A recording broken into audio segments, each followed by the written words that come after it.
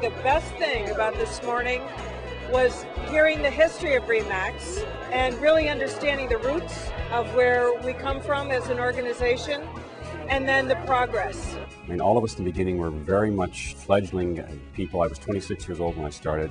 I didn't come into this with a lot of money or a lot of experience, a lot of track record, but I think all of us had basic hunger, basic passion, and I think we wanted to fundamentally change the real estate business. In the beginning, when we started with RE/MAX, nobody knew the brand. No one had ever heard of RE/MAX before, but you know, that really didn't slow us down. We just had a story to tell.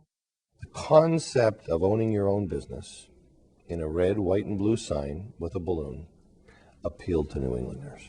We've got so much going for us, and it's nice to hear it here and see it here, and just see 1,000 to 1,200 people that are just laughing and talking and just really getting inspired by RE/MAX.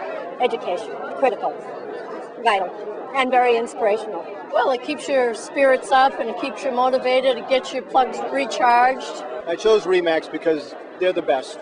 They're the largest. They have the best reputation. They have great standards.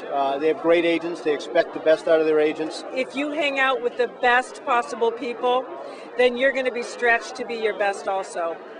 I remember spending lots of my life working 12, 14-hour days as we crisscrossed the region, whether we were in Vermont or New Hampshire, Rhode Island, wherever we might have been.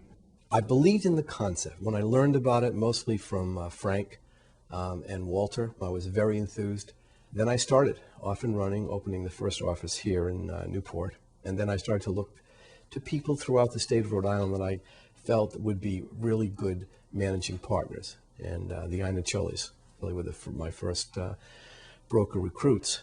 So he got my attention, we had some discussion, and we jumped into it very quickly. We felt as a company that in order to compete, we needed to have a national name, we needed to have a national presence, we needed to have some tools, the things that agents expected if we were going to be able to be successful. And unfortunately, it meant giving up the family name, but we felt that RE/MAX was something very different. It was not like any other franchise that we were familiar with. No one else had anything like that as a business model, and that's what we wanted to be. Coming from RE/MAX of Connecticut to RE/MAX of New England, it is like going from a community college, great strength, great beginning, to a four-year university. I wanted our company to be known as a company of professionals. Completely different image than real estate had back then.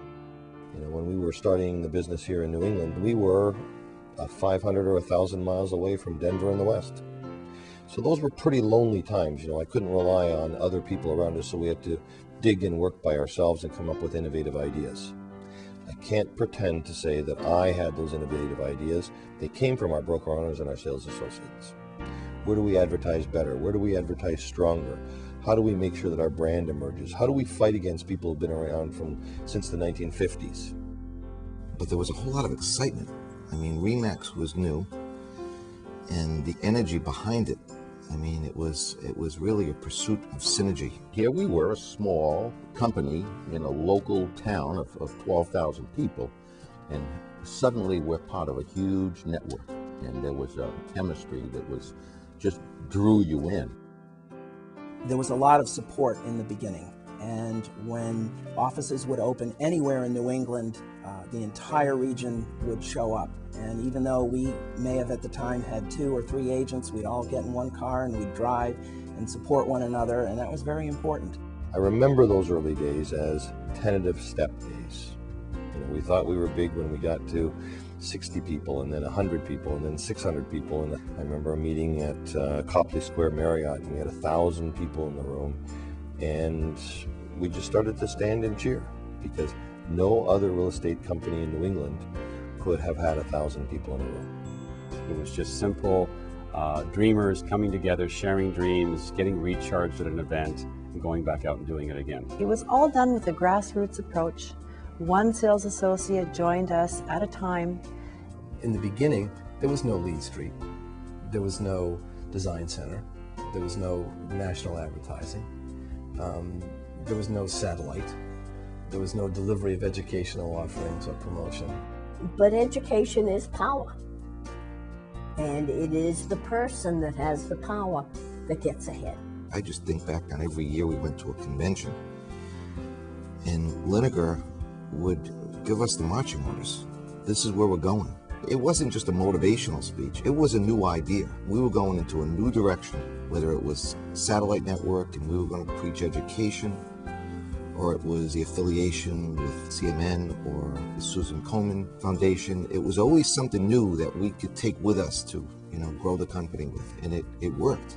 The region plays an important role too, and the region has evolved just like we've evolved. I mean, Bill Soderoff and Chuck Lemire and now Jay, they've all contributed, but each one seemed to just go up a little bit higher. Everyone wanted the region to succeed and grow, and you felt that.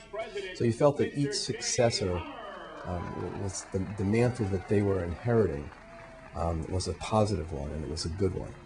Well, I can't say how proud I am of our agents. This tough market, we've been in it for 3 years now, and our agents continue to grow. We have an office up in York, Maine that went from 20 producing agents to 45 over the last year.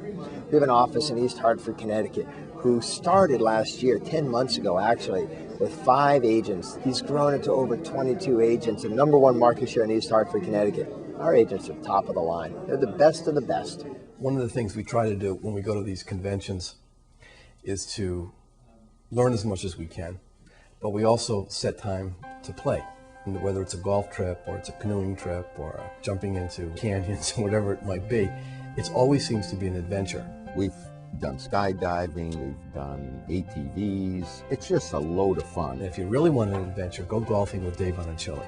I bet you he didn't tell you his golf story where he forgot to set the brake on his golf cart. And not only his clubs, but his partner's clubs with his tuxedo for that night awards was in the golf, rolled down the hill into the pond and sunk completely out of sight. David just can't imagine how that could happen, of course. And one by one, the club head covers are popping up to the surface.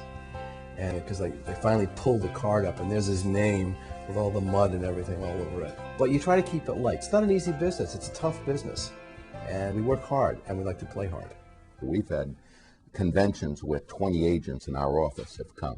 And it's just a great bonding experience as well. And it's added a whole dimension to the franchise aspect, and it makes you feel proud to be part of something that's much bigger than yourself. At the very core of RE/MAX, people are still humans.